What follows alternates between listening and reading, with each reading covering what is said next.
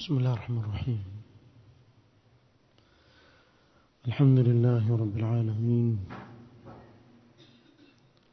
والصلاة والسلام على رسوله الأمين محمد وآله وصحبه أجمعين، أما بعد. leo ikiwa ni tarehe 2 mwezi wa Rabiul Awwal mwaka 1447, turudi katika darasa zetu kama kawaida, ikiwa leo ni siku ya kusoma risala al-Imam al-Mujaddid rahimahullah ta'ala, عقيدة الإمام محمد بن عبد الوهاب رحمه الله تعالى، بشرح معالي الشيخ صالح الفوزان حفظه الله تعالى. قال الإمام المجدد رحمه الله تعالى: وتنصب الموازين وتوزن بها أعمال العباد، فمن ثقلت موازينه فأولئك هم المفلحون، ومن خفت موازينه فأولئك الذين خسروا أنفسهم في جهنم خالدون. وتنشر الدواوين، فآخذ كتابه بيمينه وآخذ كتابه بشماله. يقول العلامة الفوزان حفظه الله تعالى: موازين الأعمال. الموازين موازين الأعمال، mizani zinazokusudiwa hapa ni mizani ambazo zitatumika siku hiyo kupima matendo ya waja wa Allah subhanahu wa ta'ala. قال: وقد ذكرها الله في القرآن. na Allah subhanahu wa ta'ala ametaja mizan katika Qur'an katika sehemu mbalimbali. Katika sehemu alizozitaja Allah subhanahu wa ta'ala mizan za siku ya kiyama ni surah al-A'raf. قال تعالى: والوزن يومئذ الحق فمن ثقلت موازينه فأولئك هم المفلحون. أي ووزن الأعمال يوم القيامة يكون بالعدل الذي لا جور معه ولا ظلم. kupimiwa a'mal katika mizani siku ya kiyama kutakuwa ni kwa uadilifu wa hali ya juu, hapata kuwa na dhulma ndani yake wala mtu kupunjwa katika amali yake yoyote aliyofanya. faman rajahat 'inda alwazn kiffatu hasanatihi 'ala kiffati sayiatihi faulaika humul ladhina fazu bilmatlub wa najaw min almarhub. ikiwa upande wa mizani ya mema yake utakuwa ni mzito zaidi kuliko upande wa maovu yake, na ndivyo inavyotarajiwa kwa mu'min, sababu Allah subhanahu wa ta'ala kwa rehema zake amejaalia jema moja kulilipa mara 10 na zaidi. man jaa bil hasanati falahu 10 amthaliha, mwenye kuja na jema moja Allah subhanahu wa ta'ala atamlipa mara 10 yake. ومن جاء بالسيئة فلا يجزى إلا مثلها, na mwenye kuja na uovu basi hatolipwa isipokuwa mfano wake ule uovu wake. Ikifikia hadi kuwa katika mizani lile moja ambalo ni mara 10 likashindwa na moja kwa moja, basi huyo mtu amechagua mwenyewe kuangamia. sababu haiwezekani kuwa Allah subhanahu wa ta'ala kwa rehema zake amekupa moja kwa 10 katika mema na ovu lile lile, kisha yakawa yale maovu ni mengi zaidi ambao ni moja moja kuliko lile moja mara 10, huyu ni mwenyewe amechagua kuangamia iyadhan billah. Ama Allah subhanahu wa ta'ala ni mwenye rehema kubwa juu ya waja wake, bali huenda akamlipa zaidi ya mara 10 ila adhaafin kathira, akamlipa mara nyingi kwa lile jema moja alilofanya. ومن خفت موازينه فأولئك الذين خسروا أنفسهم في جهنم خالدون. katika suratul mu'minun Allah subhanahu wa ta'ala kaeleza yule ambaye katika mizan upande wake wa amali mbovu, amali mbaya ukawa mzito zaidi kuliko ule wa amali njema, فأولئك الذين خسروا أنفسهم بإيرادها موارد الهلاك يوم القيامة, wameziangamiza na kula hasara katika nafsi zao kwa kuzipeleka katika sehemu za maangamivu siku ya kiyama. Na Allah subhanahu wa ta'ala kadhalika akataja katika suratul Qari'ah, فأما من ثقلت موازينه, kataja wale ambao mizani za amali njema zao zitakuwa ni nzito zaidi kuliko amali mbovu, basi hao watakuwa ni wenye kufaulu. fahuwa fi 'ishatin radhiya, huyo atakuwa katika maisha yenye kupendeza, maisha mazuri katika pepo ya Allah subhanahu wa ta'ala. Wa amma man khaffat mawazinuhu, ama yule ambaye mizani yake itakuwa hafifu ya amali njema, bimaana uovu ndio ukazidi wema wake, fa ummuhu hawiya, basi huyu maskani yake itakuwa na katika moto wa hawiya. Wama adraka ma hiya, na nini kitakachokujulisha ni nini hiyo hawiya? Allah akasema narun hamia, ni moto mkali wenye kuwaka. Akawa ni mwenye kuangamia kwa kule kuwa amali zake mbovu zimekuwa zaidi kuliko amali njema. قال العلامة الفوزان فالموازين ثابتة في القرآن, كميزان zimethibiti katika Qur'an, mawazinu haqiqiyya, na ni mizani za kikweli, laha kifatani, kama vile mizani hapa duniani waiona ina upande wa kile kinachopimwa na upande wa pili kwenye ule uzani. Siku hiyo mizani itakuwa namna hiyo, amali njema na amali ovu upande wa pili. توضع الحسنات في كفة وتوضع السيئات في كفة, amali njema zitawekwa upande mmoja na amali mbovu zitawekwa upande wa pili. fa in rajahat hasanatuhu faza wa naja wa aflaha falahan la shaqaa ba'dahu, ikiwa upande wa mema yake utakuwa ni mzito zaidi, huyu amefaulu, kufaulu ambako hakuna kuangamia baada ya hapo. وإن ثقلت سيئاته فقد خاب وخسر, والعياذ بالله, ikiwa upande wa maovu yake utakuwa ni mzito zaidi, basi huyo ameambulia patupu na kupata hasara.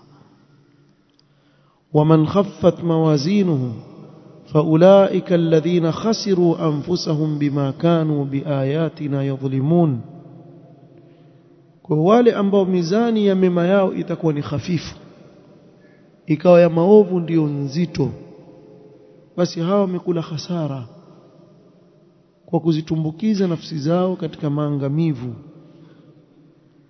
وفي الآية الأخرى ومن خفت موازينه فأولئك الذين خسروا أنفسهم في جهنم خالدون, وفي قوله فأمه هاوية وما أدراك ما هي نار حامية. hizi aya zote tumezieleza. Kwa siku ya kiyama kutakuwa na mizani, na mizani ile itakuwa ni ya uadilifu, haina dhulma ndani yake. ونضع الموازين القسط ليوم القيامة فلا تظلم نفس شيئا, haitadhulumiwa nafsi chochote, hata ikawa mfano wa mdudu chungu. wa in kana mithqal habatin min khardalin ataina biha wa kafa bina hasibin, hata ikawa ni chembe ndogo kabisa ya khardal, Allah subhanahu wa ta'ala sema tutaileta tuiweke kwenye mizani, ikawa tembe ndogo kabisa. Wanaoviona wakieleza mfano wa kile kidogo kitakachopimwa. Ukiwa katika sehemu iliyo na kiza mchana, kwa mfano kuna bamba likawa na tundu hivi, likawa pitisha jua pale, mahali pakipiga vumbi, lile vumbi waliona lapita kwenye ile sehemu ya jua, mfano wa kile kitu kile kitaletwa kiwekwe kwenye mizani yako. Hakuna atakayedhulumiwa chochote, kila ulichokifanya utakiona pale. قال رحمه الله تعالى فآخذ كتابه بيمينه وآخذ كتابه بشماله. Na hapa kuna jambo jingine ambalo pia litatokea katika ahwal za siku ya kiyama, ambalo Allah subhanahu wa ta'ala amelieleza katika baadhi ya suwar kwa urefu, na kueleza yale mambo yatakayojiri siku ya kiyama na watu, na kwa kweli ni mambo ya kutisha kama alivyoyataja Allah subhanahu wa ta'ala katika suratul Haqqa. قال العلامة الفوزان قال تعالى فأما من أوتي كتابه بيمينه فيقول هاؤم اقرءوا كتابيه، أي فأما من أعطي كتاب أعماله بيمينه فهو يقول من السرور والبهجة. أما يولي أتكيبوا kitabu chake kwa mkono wake wa kulia, bimaana kitabu cha matendo yake aliyofanya duniani, basi huyu atasema akiwa na furaha na raha katika moyo wake, ha umqra'u kitabia, ay khudhu iqra'u kitaba a'mali. Awaambia watu na kuwatangazia, chukueni someni kitabu cha matendo yangu. Na mnao mfano musaghar, kwa mfano hapa duniani ili uelewe. Ikiwa kuna mwanafunzi hivi anabidii katika masomo sana, anabidii sana katika masomo yake, baada ya kufanya mtihani bila shaka Allah akamwafikisha akafaulu, ukiangalia amepata mia zote amepata 100,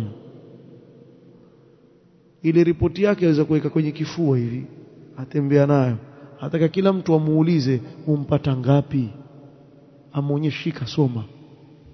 Atamani apige kelele aambie watu someni.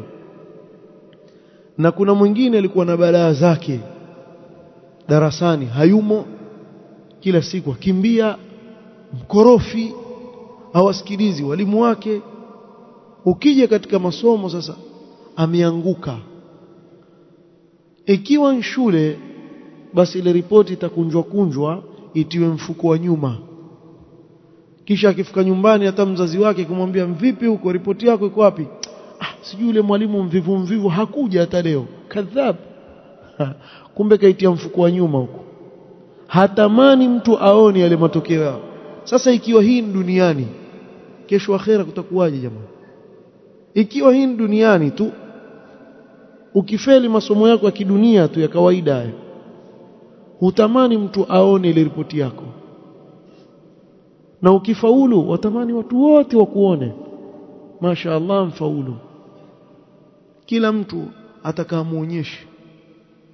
Wengine waweza kuipigia picha ile result yote, hata wenzake pia akawaibisha ile, kama mbandikwa hivi akaitia kwenye WhatsApp status, mtakoma na washinda wote hao. Sasa hiyo ni hali ya dunia tu, itakuwaje kesho akhira? Mu'min amepewa kitabu chake, ashahakikisha kuwa mimi sasa hivi nimefaulu, tena kufaulu ambako hakuna kuangamia baada yake. Kwa atamani kila mtu akisome kile kitabu cha matendo yake, farihun bihi wa yurihi an-nas, afurahia yale matokeo ya matendo yake siku ya kiyama, awaonyesha watu. Nasallallahu ja'alna minhum. اقرأوا كتابيا هاؤم اقرأوا كتابيا إني ظننت أني ملاق حسابيا، أي إني علمت في الدنيا وأيقنت أني مبعوث وملاق جزائي. mimi huko duniani nilikuwa najua, nilikuwa na yaqini kuwa nitafufuliwa mbele ya Allah subhanahu wa ta'ala na nitakuta malipo yangu kesho mbele ya Allah subhanahu wa ta'ala.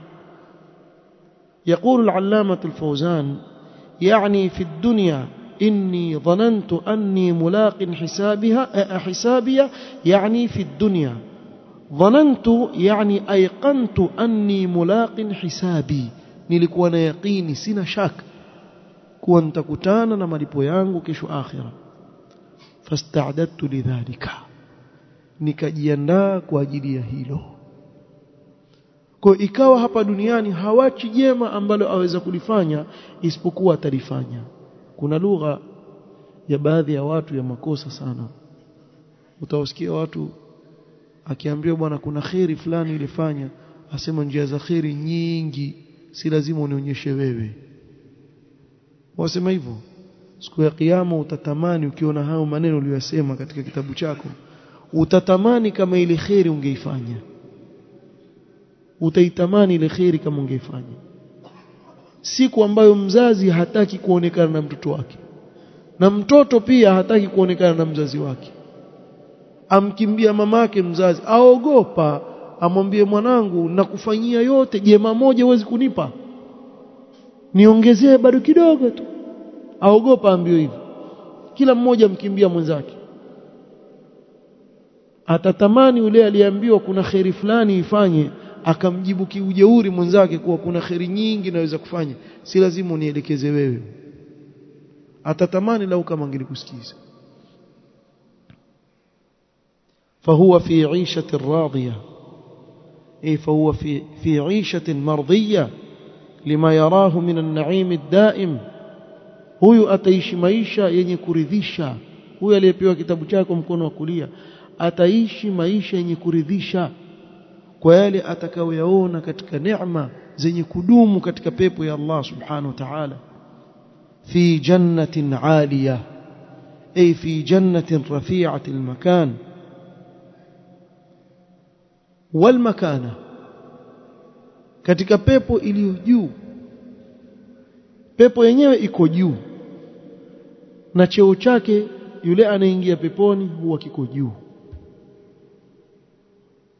Ana fadhila kubwa mbele ya Allah subhanahu wa ta'ala. Na mtu akisikia kuwa haya mabustani ya pepo yako juu, akili yake inaweza kumtuma basi miti yake pia itakuwa ni mirefu. Sasa yale matunda nitayafikia vipi? Allah subhanahu wa ta'ala hapo hapo akakwambia qutufuha daniya, ay thimaruha qariba mimman yatanawaluha, lakini matunda yake yako kwa karibu kwa yule anayetaka kuyatunda. Yani matunda ya peponi ukiwa umejilaza ubavu wayafikia, ikiwa umekaa wayafikia, na ikiwa umesimama pia wayafikia. Watakaje wewe? Utakavu. Na maji wano kwa chemchemu, ainan yashrabu biha ibadullah yufajjirunaha tafjira. Poni bwana kuna raha, subhanallah. Na haya yote tunaoelezewa bado hatutoki nje ya maneno ya Allah subhanahu wa ta'ala katika hadith qudsi, ma la aynun ra'at wala udhunun sami'at wala khatara ala qalbi bashar. zile neema Allah alizoziandaza peponi hakuna jicho lishawahi kuona wala sikio kusikia wala kupita katika fikra ya moyo wa mwanadamu, hajawahi kufikiria. Waweza kupita mahali ukakuta nyumba imejengwa vizuri na nje pale pamewekwa garden ya ajabu, subhanallah, mpaka ukiangalia ukapendezewa ukafurahishwa namna kulivyofanywa. Waonaje pepo ambaye aliyeiumba ni Allah subhanahu wa ta'ala? Wacha hiki kijumba kimeumbwa na binadamu, kimeundwa na kutengenezwa na binadamu, na bustani lile limechongwa chongo pale. Kif akiwa yule aliyeumba mwenyewe Allah subhanahu wa ta'ala ameitengeneza pepo kwa ajili ya watu wa peponi, itakuwa yapendeza kiasi gani? Sallallahu alayhi wa min ahli janna.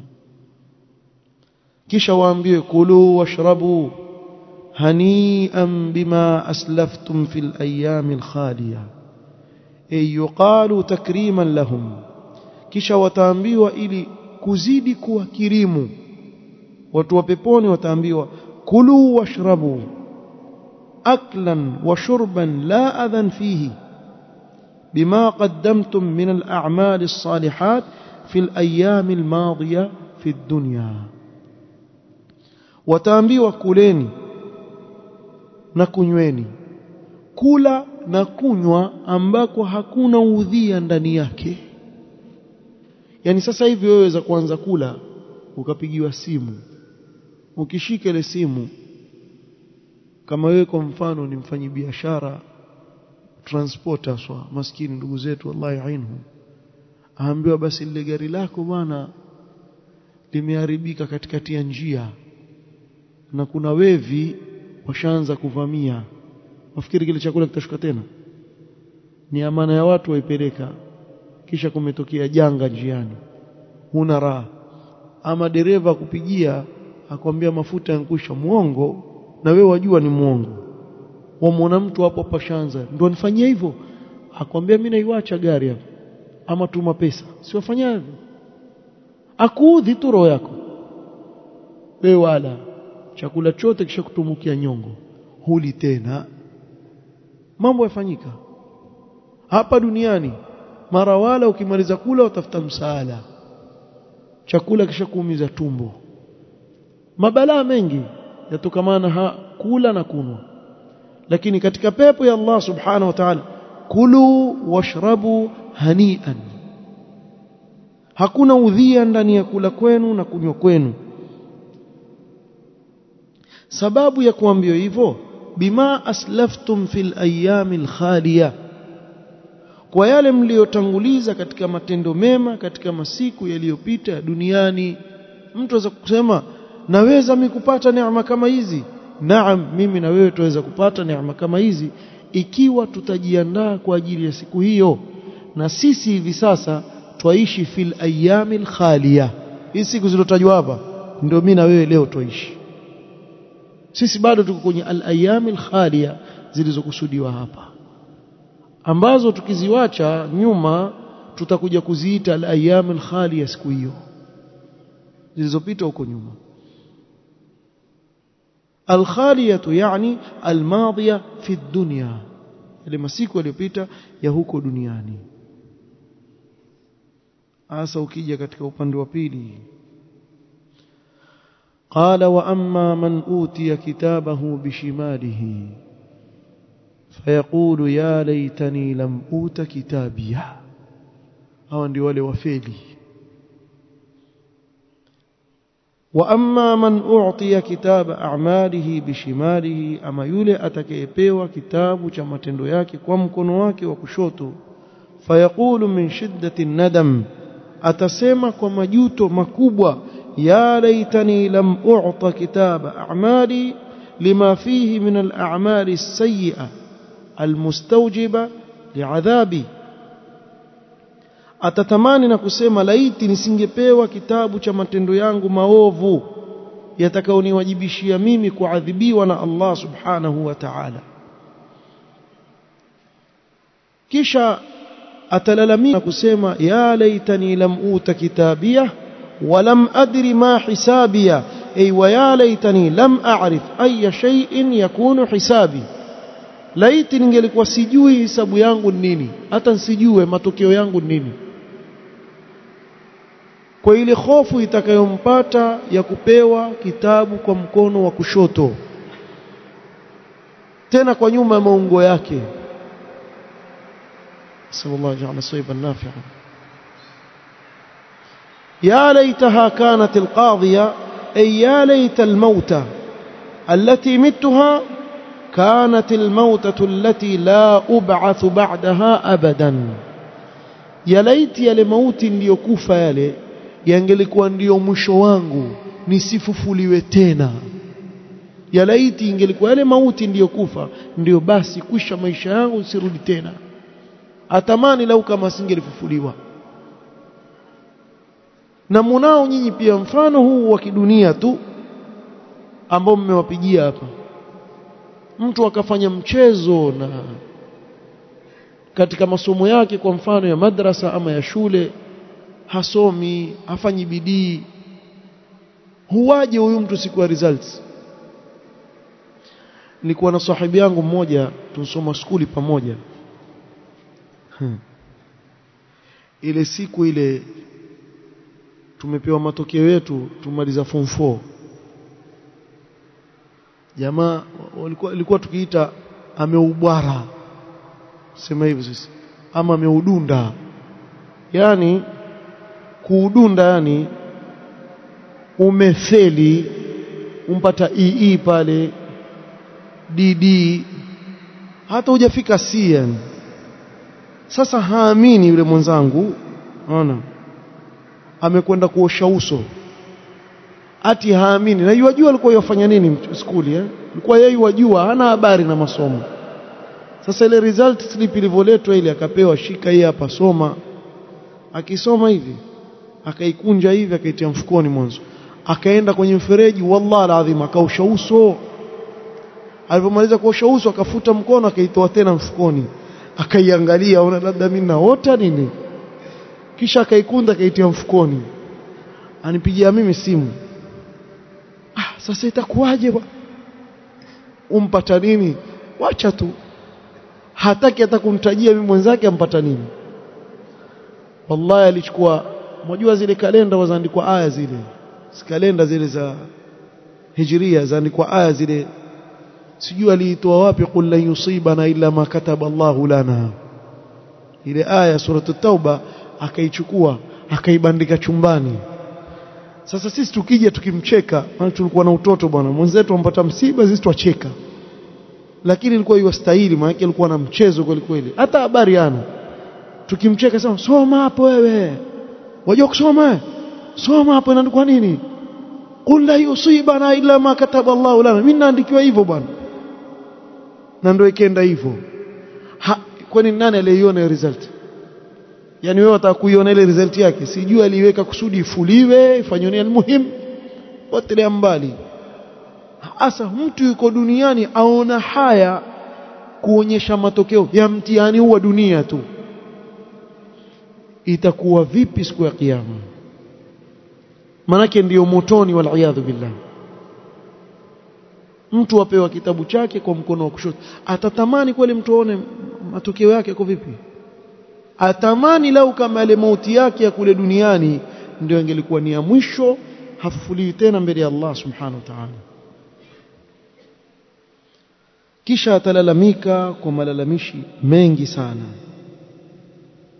Ya laitaha kanat alqadhiya ma aghna anni maliya ay lam yadfa anni mali min adhabi llahi shay'a. Ikiwa duniani Allah alikuwa amemfungulia katika dunia, atakumbuka namna gani kule duniani alikuwa mali yake aweza kuitumia katika kukwepa mambo mengi ya udhia ambayo yangelimpata duniani, lakini ile mali kule akhira haimsaidii chochote. Kwa sababu mbele ya Allah subhanahu wa ta'ala, wama amwalukum wala auladukum billati tuqarribukum indana zulfa illa man amana wa amila salihan faulaika lahum jazaa'u adh-dhi'fi bima amilu wa hum fil ghurufati aminun. Kule kuna kuangaliwa, kinachoangaliwa ni amali njema. Lau kama mali yako ungeitumia huku duniani kujenga akhira yako, basi ungefurahia. Sasa akumbuka ile mali yake, lau kama angeliweza kutoa fidia ili aepuke adhabu ya Allah, lakini anayakini kuwa mali yangu haitansaidia leo chochote. Mwanzo ana nini? Siku ya kiyama hakuna tena. Mali yake aliyoacha huko duniani. halaka anni sultaniya ay ghabat anni hujjati wama kuntu a'tamidu alayhi min quwwatin wa jah. Sina hoja leo mimi mbele ya Allah subhanahu wa ta'ala. Na kama alikuwa na cheo hapa duniani, alikuwa yuamrisha akikataza kwa kile cheo Allah aliyompa hapa duniani. Kesho kile cheo huna tena. Kama ulikuwa ni mfalme hapa duniani, ulikuwa ni waziri, ulikuwa ni raisi, ulikuwa ni mkubwa katika upande fulani wa kiserikali, ulikuwa ukiamrisha na kukataza, kule hakuna tena bwana. Ajuta kwa yale atakayompata siku hiyo. قال العلامة الفوزان قوله يا ليتها كانت القاضية يعني الموت. ليتني مت ولم آت هنا ولم أبعث. atasema laiti ningelikufa nisingelikuja hapa, nisingelifufuliwa. ما أغنى عني مالية أي في الدنيا هلك عني سلطانية. mali yangu haikunisaidia chochote. Katika tafsiri nyingine, huko duniani lau kama ningeliitumia katika kujenga akhira yangu, ningelijenga akhira leo, ningekuta malipo yangu. Na hapa ndio utaona ili jambo ni muhimu sana lieleweke. Haijamaanisha kuwa mtu kuwa na mali katika dunia ni upungufu, la. Walikuwepo katika masahaba ambao walikuwa ni matajiri sana, kama Uthman ibn Affan, Abdurrahman bin Auf, Abu Bakr as-Siddiq radhiyallahu anhum ajma'in. Lakini watizame wale mali yao ilivyokuwa ni sababu ya wao kufaulu. Uthman ibn Affan radhiyallahu anhu arda, alivyoandaa jaishul usra mbele ya Mtume sallallahu alaihi wasallam, wale farasi 100 kadhaa aliowatoa, ngamia 100 kadhaa aliowatoa. Ukija katika mali akatoa mpaka Mtume sallallahu alaihi wasallam kwa ile furaha akawa yusema Uthman, fanya utakavyofanya leo, fanya utakavyofanya, matendo yako hayatakudhuru baada ya leo, wewe peponi tu.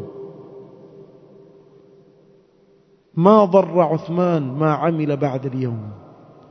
Lakini je, Uthman alivyoambiwa hivyo ndo akasema basi nishaambiwa mimi. Ndio wakazidi kuwa wema, wakazidi kufanya mema. Na hapa nataka nitanabaishe kosa ambalo shuleni lafundishwa. Maal asaf, vitabu vya IRE wakati sisi tusoma, nakumbuka mengi katika yale yaliyomo pale ndani ni Kiingereza tu, lakini yatoka kwa Said Qutb. Yalikuwa chukuliwa kwa Said Qutb yakitiliwa pale. Na katika vitu ambavyo watu walikuwa wakifundishwa katika mashule ni kuwa Uthman alivyokuwa yeye ndio khalifa, alikuwa akiweka jamaa zake katika vyeo vikubwa, akiweka jamaa zake ili kuandaa daulatul Umayya itakayokuja baadaye. Na aliyesema maneno haya ni Said Qutb. Na Uthman alikuwa akila senti za serikali akiwapa jamaa zake. Ni mnawazimu. Said Qutb alikuwa kichaa, kichwa chake sikizima. Uthman ambaye waweza kusaidia serikali ya Kiislamu achukue pesa serikali zitie mfukoni. Wewe mvipi wewe? Wewe ona viongozi wa leo hao ambao mtu aingia katika uongozi malengo yake yajua mwenyewe. Lakini watu wakifundishwa hivyo, wakiambiwa katika matatizo yaliyopelekea Uthman kuuawa, si kuwa mdhulumiwa, hakudhulumiwa, bali alikuwa akifanya hivi, alikuwa na wote ni uongo, wote unazungumza uongo mtupu. Uthman hajaweka jamaa zake isipokuwa ni wale ambao walikuwepo tangu wakati wa Umar radhiallahu anhu arda. Na hajawahi kutumia chochote katika atumie vipi Baitul Mali, mtu tajiri kweli kweli.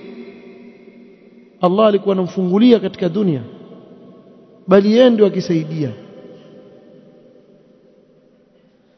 Almuhimu walikuwa wakijenga akhira yao, ile dunia Allah aliyowapa ikawa ni sababu ya kuwajengea akhira yao. Sasa usema ma aghna anni maliya halaka anni sultani an, laysa lahu hujja ala Allah jalla wa ala, hana hoja yoyote mbele ya Allah. Thumma yaqulu Allah jalla wa ala lil malaika khudhuhu faghullu ila akhir al ayat. Inshallah amrishe achukuliwe afungwe kwa masilisili, tupo ndani ya moto wa jahannam. هذا حال من أحوال القيامة في هذه الصورة وهو متكرر في القرآن. hii ndio hali katika ahwali za kiyama katika sura al-Haqqa, na hili jambo limekaririwa katika Qur'an. Allah akatoa maonyo mengi kwa yule mwenye kusikiliza na kuwaidhika. wallahu almusta'an. naktafi bihadha alqadr, wallahu ta'ala a'lam. subhanakallahumma wa bihamdik ashhadu an la ilaha illa anta astaghfiruka wa atubu ilaik. barakallahu fik.